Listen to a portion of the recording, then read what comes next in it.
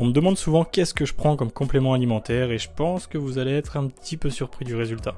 Déjà, je prends aucune protéine en poudre parce que je préfère avoir ça dans mon alimentation plutôt que de prendre des protéines en poudre qui coûtent une blinde. Et aussi parce que je kiffe manger de la viande, donc franchement ça se remplit très vite le quota et j'ai aucun problème à l'atteindre. Et pour rappel, un complément c'est pour complémenter l'alimentation, pas pour la créer. Donc je prends de la vitamine C, 1 gramme par jour, ça renforce le système immunitaire, ça évite de tomber malade. Le basique, la créatine, tout le monde connaît. Ensuite, il y a de la glycine pour les articulations, ça c'est un incontournable. Avec le suivant, du coup le collagène. Cela je peux vraiment pas m'en passer parce que dès que j'ai une petite phase où je commence à avoir mal, je sais que je recommence à en prendre et que je ressens très vite les effets. Et je termine avec de la vitamine D parce que clairement j'habite dans le nord-est et le soleil ici il se fait plutôt rare. Donc je vous balance un petit conseil si vous aussi vous voulez commencer à prendre quelques compléments, si vous sentez que ça pourrait vous faire du bien, que vous avez une carence ou quelque chose qui vous manque dans votre alimentation, ça va être de les implémenter petit à petit. Parce qu'en fait si vous en achetez plusieurs, imaginons vous commencez 10 trucs en même temps et vous sentez un effet positif, vous n'allez pas pouvoir savoir d'où ça vient et clairement vous allez vous retrouver coincé parce que si vous en arrêtez un, vous pourrez pas savoir si c'est celui-ci qui donnait des bons résultats ou si c'était les autres. Alors que si vous commencez très tranquille avec pas grand chose, vous rajoutez un complément après l'autre, vous jugez les effets et ensuite vous voyez si ça vous a été utile ou pas, s'il faut les continuer ou si vous pouvez vous en passer. Et ça c'est un tip qui va vous faire gagner du temps, de l'argent, donc c'est vraiment masterclass. Arrêtez de prendre tout et n'importe quoi. Surtout en une fois et surtout tout commencer d'un coup parce que du coup vous allez vous retrouver piégé dans le cycle infini des compléments et vous n'allez pas arrêter d'en rajouter et ça se trouve vous allez prendre la moitié pour rien du tout. Bref, maintenant que c'est dit, on va passer à la séance comme d'habitude, des petits tips, des lifts, tout ce qu'on aime, c'est parti. Ok l'équipe, donc aujourd'hui on se retrouve pour une vidéo dips, traction, muscle up, squat parce que je vais faire deux séances, je vais faire celle-ci et une autre. Et dans cette vidéo, je vais vous balancer pas mal de petits tips. Donc, je vais vous donner ma petite routine de réhab. Donc, bien sûr, elle est adaptée à moi, à mes problèmes, à ma façon de guérir que j'ai actuellement. Donc elle sera peut-être pas adaptée pour vous si vous avez le même type de douleur que moi. Mais il y a un petit principe et une petite façon de faire que je peux vous donner et qui peut peut-être vous aider à vous faire votre réhab dans les meilleures conditions. Et en même temps, ça va être petits tips. Donc petit tips sur les dips. C'est dur à dire petits tips sur les dips, mais je vais vous donner ça. C'est quelque chose qui m'a beaucoup aidé pour progresser et pour améliorer mon dips sur les derniers mois là qui sont venus. Donc en fait, j'ai fait une petite rétrospective et j'ai cherché pourquoi à chaque fois j'échouais sur mes dips en compétition. Et je me suis rendu compte d'une chose, un petit détail technique qui m'a clairement changé la vie. Donc je vais envoyer mes dips et je vais vous montrer ça. Donc là je vais passer à mon last warm-up, 70 kg sans coudière. Ensuite on enfilera les coudières pour un 5x2 à 92,5. Je vais vous laisser regarder la technique.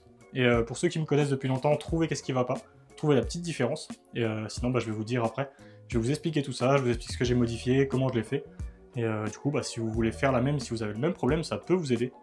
Donc on est parti, dips, ensuite routine réhab, et ensuite on se retrouvera dans 2 jours.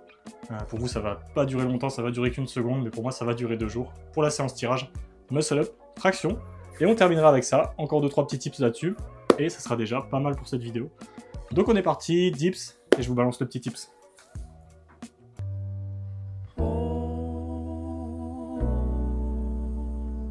J'ai dit Fontaine et j'ai dit copine. Zirka 47 Rasputin. Trouve des Yankees à la sauvette. Tu sais pas quoi faire dans la cuisine. Toutes les semaines je dois couper ma ligne. J'ai de l'arsenic pour couper ta ligne. Le rap français fait des courbettes. Je vais les choquer comme Kim Jong-il. Un bon ennemi c'est un ennemi tête. J'aime bien quand tu me suces la bite. Mais je préfère quand y'a ta pote qui t'aide. Choisis le gun avec la LED. C'est péché de crier à l'aide. Je fais pleurer des mères, c'est le baveux qui plaide. Le man est tout juste crête. Putain je suis pas sur Snap. J'ai graissé toute la nuit. Ok les gars, dips terminé. Donc le petit tips que je voulais vous donner, ça va être de ne pas vouloir mettre trop de vitesse. Parce qu'en fait, c'est un truc que la plupart des gens ne comprennent pas de la bonne façon. En fait, le but, quand vous faites votre mouvement, que ce soit des dips, des tractions, des muscle-up, des squats, c'est de mettre un maximum d'intention de vitesse, mais quand même de garder une bonne technique. Et souvent, les gens confondent vitesse et précipitation, et ils s'arrêtent au mot vitesse et oublient tout le reste. Et en fait, si vous mettez trop de vitesse, vous allez avoir des dégradations techniques qui vont clairement niquer tout votre mouvement. Et en fait, moi, c'est ce que j'ai eu sur mon dips. À force de mettre trop de vitesse, j'avais une grosse dégradation qui entraînait une autre dégradation. En fait, j'avais la tête qui partait vers l'arrière parce que je voulais me relever vite plutôt que de pousser. Et du coup, comme je relevais ma tête, j'ouvrais ma cage, mon bassin venait en avant et du coup, je pouvais pas grind parce que j'étais pas dans la bonne position. Et ça faisait échec dès que je me rapprochais de mon ARM. Donc ça m'a saoulé et j'ai modifié ça. Donc maintenant, j'ai une nouvelle technique qui est de garder le menton proche des pectoraux. Et ça, c'est quelque chose de vraiment ultra important. Et c'est quelque chose qui peut vous changer la vie si vous avez ce même problème que moi d'avoir hyper extension cervicale. la cage qui s'ouvre, les hanches qui se rapprochent, c'est de garder le menton proche des pecs. Ça ne veut pas dire de coller votre menton et de rester avec le menton collé parce que ça ne sera pas forcément efficace. Mais pendant tout votre dips, il faut que vous vous dites que vous allez relever le regard tranquillement vers le haut, pas d'hyperextension cervicale. On s'arrête au maximum à la position que vous avez quand vous êtes debout, donc la tête droite, et on va pas plus loin que ça, pour pouvoir grind, si jamais ça devient utile de grind ou si vous avez besoin de grind. Donc ça va vraiment vous changer la vie si vous avez ce problème-là d'extension cervicale. Donc ça, c'est le petit tips. Et du coup, comment j'ai fait pour le mettre en place? En vrai, c'est tout simple. Je me suis juste mis un gros focus, j'ai arrêté de penser à tout le reste, et la seule chose à laquelle je pensais, c'était me fixer un point qui était plus bas que là où je regardais d'habitude. Et petit à petit, je l'ai descendu pour arriver environ à 45 degrés. Et en fait, quand je termine mon dips, je regarde à 45 degrés devant moi, et ça m'empêche de décoller le menton. Et clairement, même si j'ai un petit peu perdu en vitesse, j'ai gagné énormément en stabilité. Et retenez ça, c'est que la stabilité, c'est plus important que la vitesse quand vous voulez être fort. Donc, si le petit tips du jour, vous arrivez à le retenir, ça va être mettez un maximum d'intention de vitesse. Ça, c'est un très bon conseil. Mais surtout, ne dégradez pas la technique. Donc, maximum d'intention de vitesse sans dégrader la technique. Et ça va vous changer la vie. On rajoute à ça le petit tips du menton proche des pecs. Et c'est masterclass. Donc, ça, c'est terminé. On va maintenant passer au squat. Je vous explique ma petite routine de réhab. Et bon, on enchaîne. C'est parti! Donc le premier exercice de ma routine réhab, ça va être de la mobilité. Ça, c'est un exercice que je pouvais pas faire du tout au début quasiment parce qu'il me faisait ultra mal et que je pouvais pas revenir en arrière sans avoir de douleur. Et son petit nom, c'est le Mulligan. En fait, le but, c'est d'appliquer une pression sur le côté du fémur et sur le côté du tibia opposé pour bosser la mobilité du genou. Ensuite, j'enchaîne ça avec un protocole isométrique, donc où je fais 3 cycles de 45 secondes de travail et 2 minutes de pause, et où le but, c'est d'inhiber un petit peu la douleur avant la séance. Donc là, c'est vraiment intensité max. Là, c'est ma première série, vous voyez déjà que je commence à trembler. Et la dernière, je termine en mode vibromasseur où je galère de ouf, c'est un RPE 11 et j'ai la jambe qui revient vers l'arrière tellement c'est difficile. Donc cet exercice, le but, c'est comme je disais, d'inhiber la douleur. Donc on met un max d'intensité, surtout sans aller chercher une douleur qui dépasse les 3 ou 4 sur 10 environ. Et là, c'est le cas. Et chez moi, la douleur, elle arrive quand j'ai une flexion quasiment complète. Donc là, comme je suis en jambes tendues, ça me fait pas mal du tout et je peux aller chercher un gros travail. Et enfin, je termine avec une routine d'activation des fessiers, donc avant de faire mon squat. Ça, c'est le dernier exercice. Et une fois que toute cette petite routine est terminée, on est en place pour envoyer le squat. Ok l'équipe, la petite routine de réhab est terminée. Et aujourd'hui, ça va être la première fois depuis au moins 3 mois, je pense, un peu plus, que je vais squatter sans box. Parce que là, je squattais avec une box pour réduire l'amplitude. Donc aujourd'hui, la charge va rester très légère. Mais c'est la première fois que je vais squatter sans box. Et j'espère sans douleur. Parce que du coup, je pouvais plus squatter, même à vide, sans avoir mal. Pour petit rappel, du coup, ma blessure, c'était une tendinopathie. En fait, je la traîne depuis très longtemps. Et elle fait que de venir, partir. Et j'ai jamais soigné. Du coup, là, j'en paye les frais. Et clairement, je me suis dit que c'était trop là. Et que j'avais dépassé le seuil de douleur qui disait que c'était acceptable. Donc, on en a parlé dans un podcast avec Lohan. Mais dès que vous avez des petites douleurs, traitez-les le plus vite possible. Là, si je l'avais traité avant, je me bourrerais pas tout ça aujourd'hui. Et j'aurais sûrement gagné beaucoup de temps parce que là, je progresse absolument pas sur mon squat.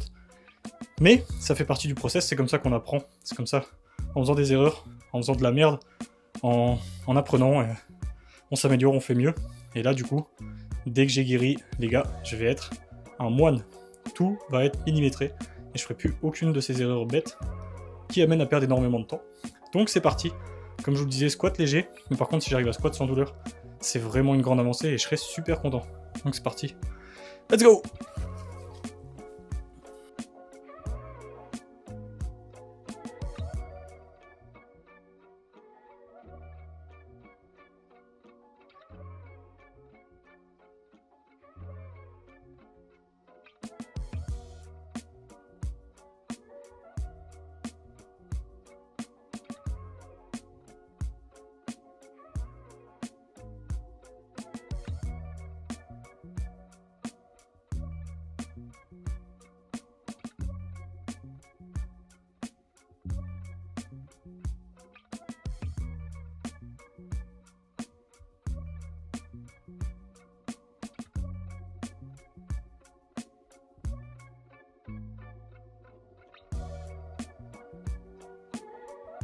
Bon, je suis content de fou, 0 douleur. Franchement, ça fait plaisir de malade. Bien sûr, c'est que 70 kg. Mais tous les gars qui ont déjà été blessés, tous les gars qui ont déjà pas pu pratiquer un mouvement, je pense que vous allez comprendre un peu le sentiment que j'ai aujourd'hui, de réussir à faire quelque chose qui vous était impossible il n'y a pas très longtemps, et de le refaire sans douleur. Franchement, c'est vraiment un pur kiff. Il y a beau avoir que 70 kg, ça m'a fait kiffer de ouf de squatter aujourd'hui. Donc franchement, ultra content. Et je me dis qu'heureusement, j'ai eu la chance, c'était le genou. Parce que j'imagine je me serais fait mal à l'épaule ou j'aurais pas pu faire les 3 autres mouvements. Ou même les 4. Franchement, je sais que mentalement, j'aurais été au plus bas. Et c'est là que je me rends compte de l'impact qu'a le sport sur ma santé mentale. Et de toute façon, j'ai beau faire ce que je veux, ça pourra pas changer. Parce que j'y accorde une très grande importance, j'y mets beaucoup d'implication. Donc je sais que, quoi qu'il arrive, le jour où je pourrai pas pratiquer, le jour où je vais louper un entraînement, quoi que ce soit, ça va clairement impacter mon moral. Et c'est la vie, faut faire avec, faut l'accepter. Mais du coup, je suis ultra content d'avoir pu quand même pratiquer les 3 mouvements, progresser dessus. Et là, que le squat revienne tranquillement, très tranquillement, mais il revient. Ça fait vraiment plaisir. Donc passons à la suite. On se retrouve dans 2 jours pour la séance tirage. Encore 2-3 petits tips sur cette séance-là que je vais vous apporter comme d'hab. On va discuter. Et là, il est 18h10. Je termine mon renfo. Je vais aller me bourrer au resto. Ouais, je vais aller me bourrer et après, on enchaîne. Tire-pot et après, séance tirage. C'est parti.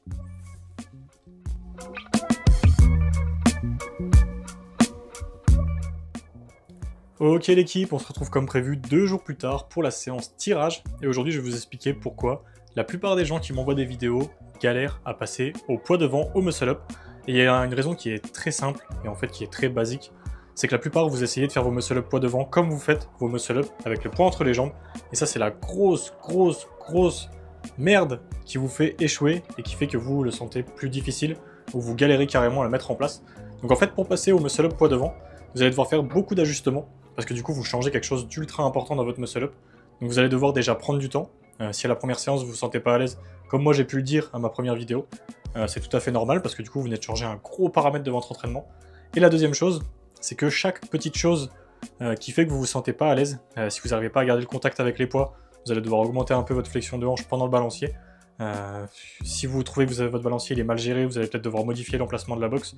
Et ça, c'est énormément de trucs que vous devez changer si vous voulez réussir à avoir un muscle-up efficace poids devant. Et si vous continuez de le faire comme vous le faites là actuellement avec le poids entre les jambes, avoir le même setup, le même balancier, le même positionnement, il y a très peu de chances que ça vous apporte quelque chose parce qu'en fait vous faites exactement la même chose, c'est juste que vous placez le poids devant et du coup ça peut même entraîner des problèmes qui vont le rendre moins efficace.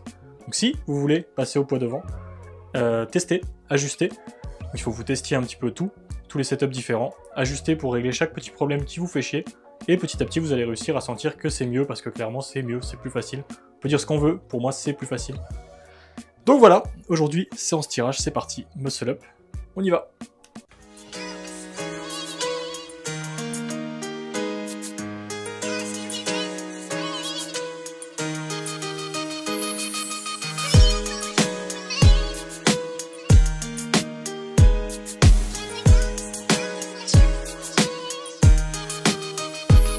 L'histoire commence aux Ulysses en 1984. Petit épice, dire que cette ville allait changer ma life. J'en suis marqué, j'ai débarqué un soir d'hiver. Cité de bergère, tout a l'air grand mais faudra bien s'y faire. J'avais 4 ans mais les souvenirs me sont restés intacts. Ainsi débute ma vie entre les deux respects et le terrain vague. De jour en jour mes nouveaux potes seront mes nouveaux frères. Peut-être qu'on est sur terre, seul l'enfer me sera offert. À cet instant j'ignore encore que les matons m'attendent. Va dire à ta maman que je suis un bon, que j'ai déjà ma bande. 88 on a 8 piges et tout roule avec mes potes. Ok les gars, c'est là-dessus qu'on va terminer cette petite vidéo. Merci pour votre force si vous êtes encore là, ça fait plaisir de ouf. N'hésitez pas à lâcher un petit like, un commentaire comme d'habitude. Et on se retrouve mercredi pour le podcast, samedi pour la prochaine vidéo. Donc prenez soin de vous les gars, on se dit à tout vite. Ciao l'équipe!